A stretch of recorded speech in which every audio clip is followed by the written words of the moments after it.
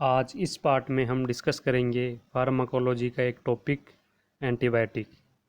तो आज का पहला प्रश्न है, which is the second generation of cephalosporin.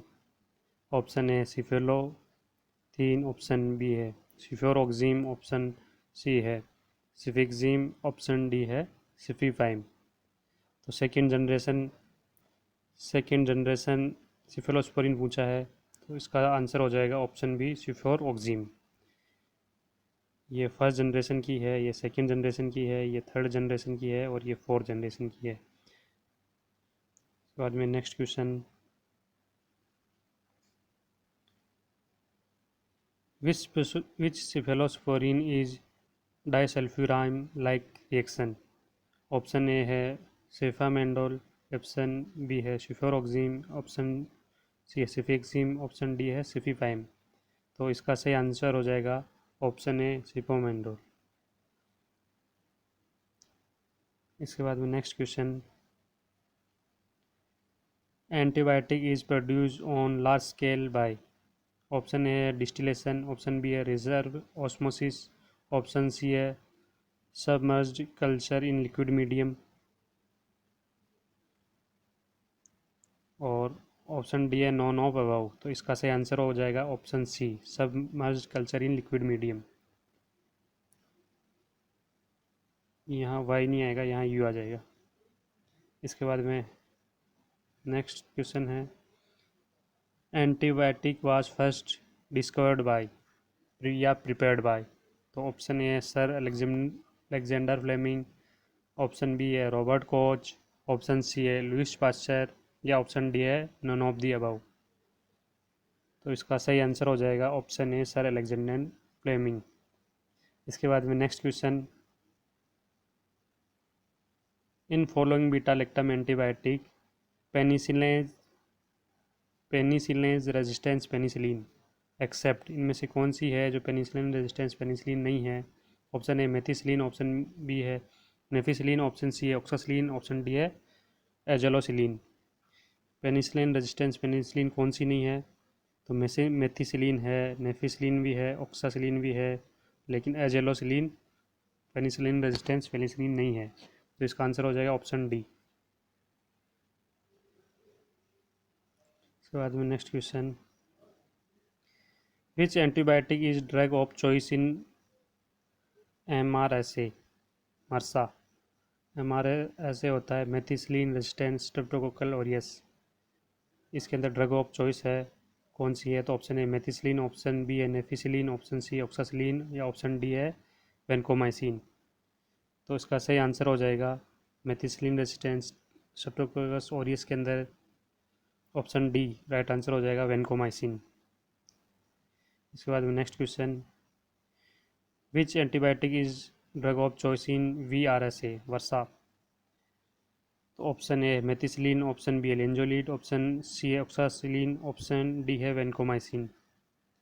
तो इसका सही आंसर हो जाएगा ऑप्शन बी लेंजोलिड।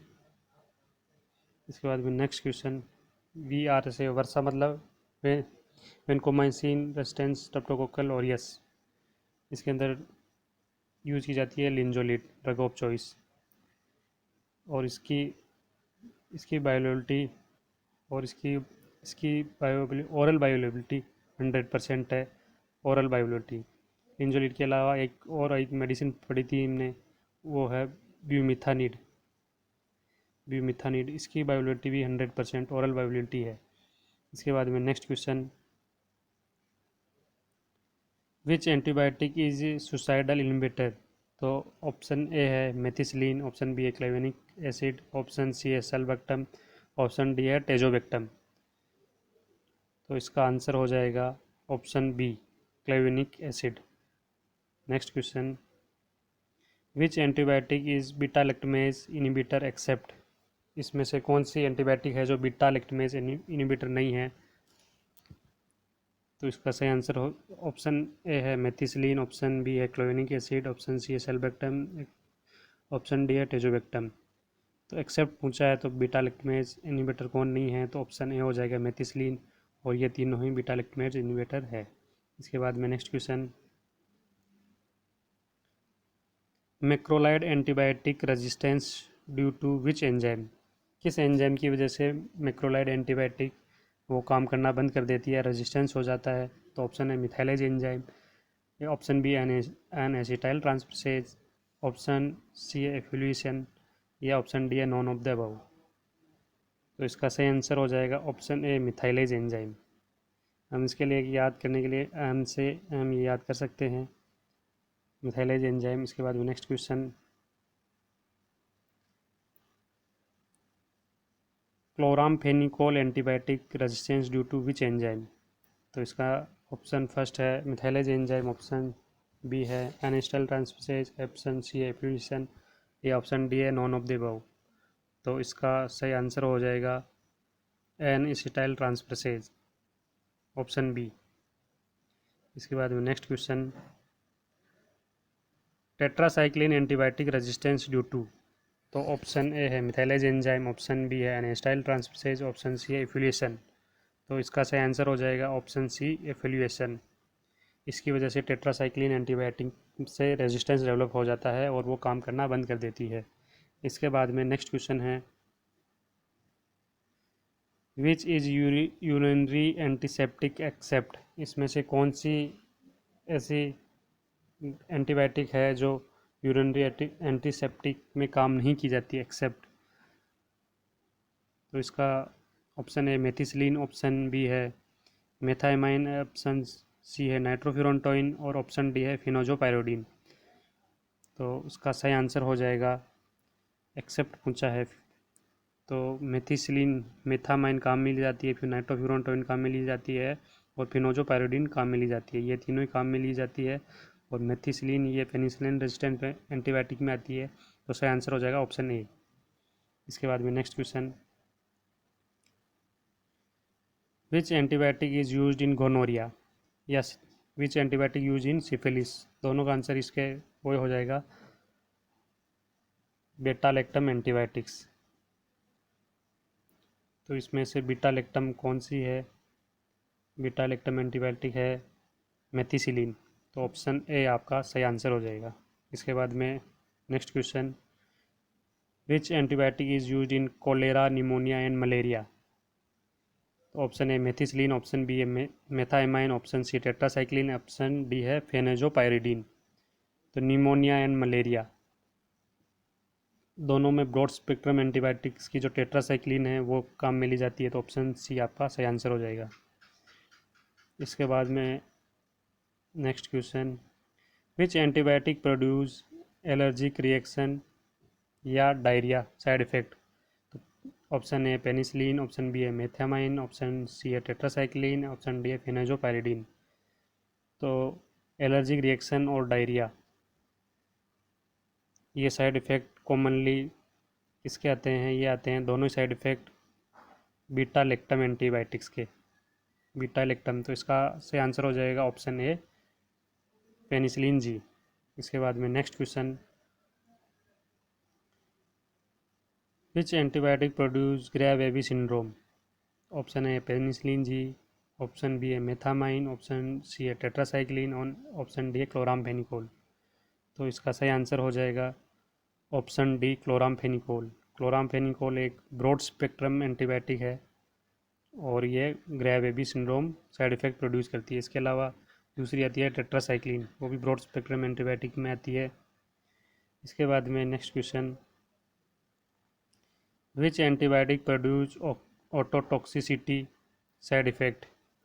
तो ऑटोटॉक्सिसिटी जो साइड इफ़ेक्ट प्रोड्यूस करता है, ऑटोटॉक्सिसिटी या नेफ्रोटॉक्सिसिटी, ये दोनों प्रोड्यूस करती है aminoglycoside antibiotic.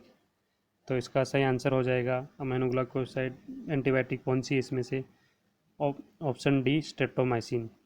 Streptomycin, gentamicin, neomycin, amikacin, ये सब अमाइनोग्लाइकोसाइड एंटीबायोटिक्स में आती है, और इनका साइड इफ़ेक्ट ऑटोटॉक्सिसिटी और नेफ्रोटॉक्सिसिटी आता है। इसके बाद में next question, which antibiotic produce thrombocytopenia. Thrombocytopenia कौन सी एंटीबायोटिक प्रोड्यूस करेगी? तो option A penicillin G, option B है लेंजोलिड, ऑप्शन सी है टेट्रासाइक्लिन, ऑप्शन डी है स्ट्रेप्टोमाइसिन। तो थर्मोसाइटोपिनिया क्या होता है? थर्मोसाइटोपिनिया होता है डिक्रीज पीनिया, मतलब किसी का भी काउंट कम हो जाए उसको बोलेंगे पीनिया। और थर्मोसाइटो मतलब प्लेटलेट्स, प्लेटलेट्स का यदि कम हो जाए काउंट तो उसको बोलेंगे थर्मोसाइटोपिनिया। और ये प्रोड्यूस करती है एंटीबायोटिक, ऑप्शन बी लेंजोलिड। और इसकी ओरल बायोलिटी कितनी होती है, 100% होती है। तो इसका सही आंसर हो जाएगा ऑप्शन बी लेंजोलिड। इसके बाद में next question, a macrolide antibiotic used as a powerful immunosuppressive agent is. तो कौन से ऐसी एंटीबायोटिक है जो मैक्रोलाइड कैटेगरी में आती है और पावरफुल इम्यूनोसप्रेसिव एजेंट के रूप में यूज़ की जाती है। तो ऑप्शन ए है पेनिसिलिन जी, ऑप्शन बी है टेक्रोलिमस, ऑप्शन सी है टेट्रासाइक्लिन, ऑप्शन डी है स्ट्रेप्टोमाइसिन। तो मैक्रोलाइड एंटीबायोटिक्स के लिए पूछा है तो इसमें तो स्ट्रेप्टोमाइसिन या फिर टेक्रोलिमस दोनों ही हैं। तो इसका सही आंसर हो जाएगा ऑप्शन बी टेक्रोलिमस। इसके बाद next question, penicillin is a, penicillin क्या है, ये एक एनाल्जेसिक है, एंटीपायरेटिक है, एंटी इन्फ्लामेटरी है या चिलेटिंग एजेंट है। तो इसका सही आंसर हो जाएगा ऑप्शन डी चिलेटिंग एजेंट। इसके बाद में नेक्स्ट क्वेश्चन, पेनिसिलिन जी या फिर hormone not given orally because, दोनों को ही ओरली नहीं देते हैं, हार्मोन को भी नहीं देते हैं और पेनिसिलिन को भी नहीं देते हैं, इसके पीछे क्या रीज़न है।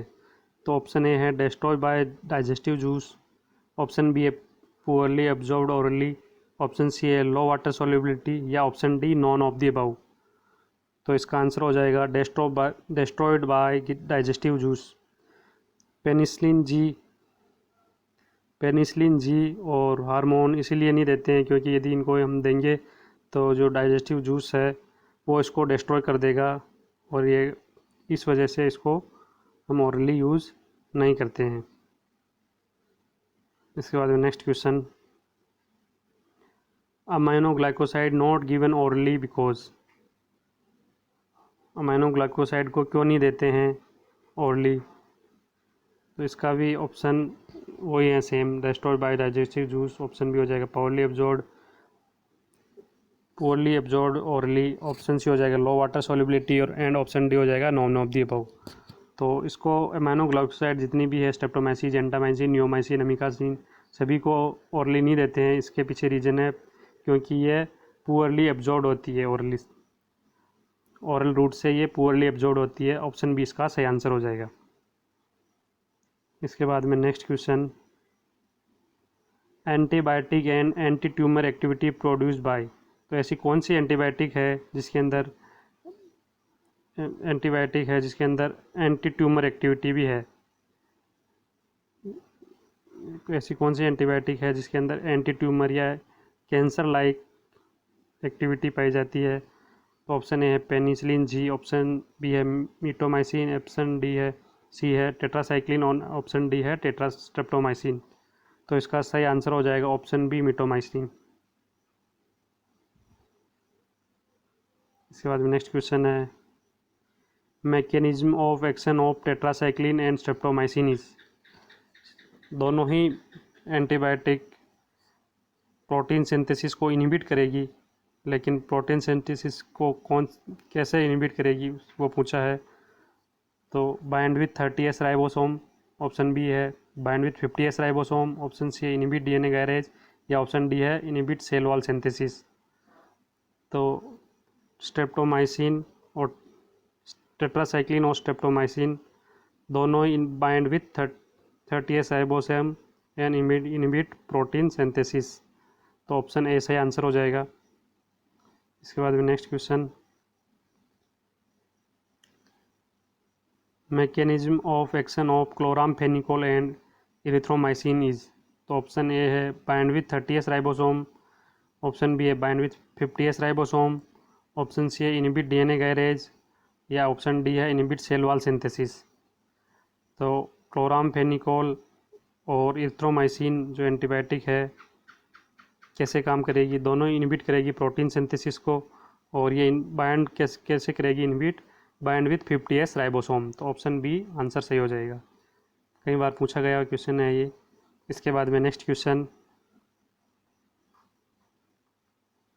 Mechanism of action of ciprofloxacin is, ciprofloxacin का क्या मैकेनिज्म ऑफ एक्शन है? तो ये क्या करेगी, ये जितनी भी सिप्रोफ्लॉक्सासिन या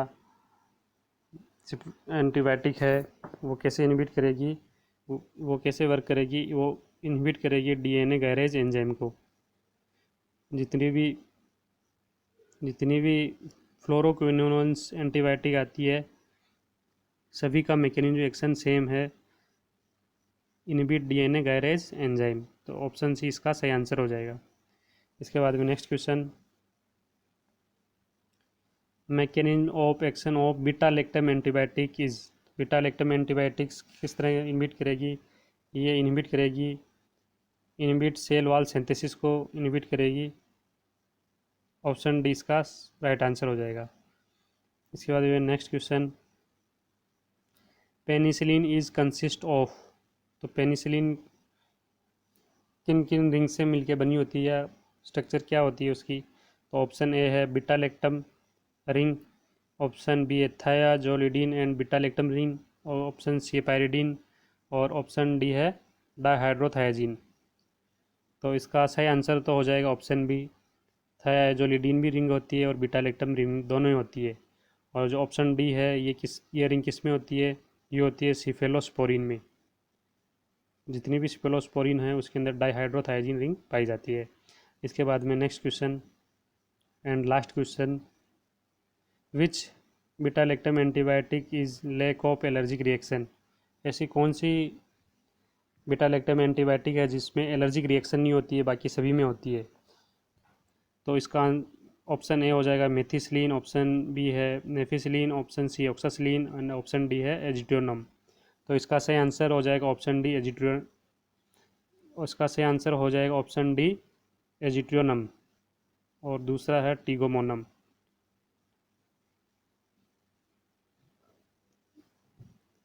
आज की वीडियो में इतना ही।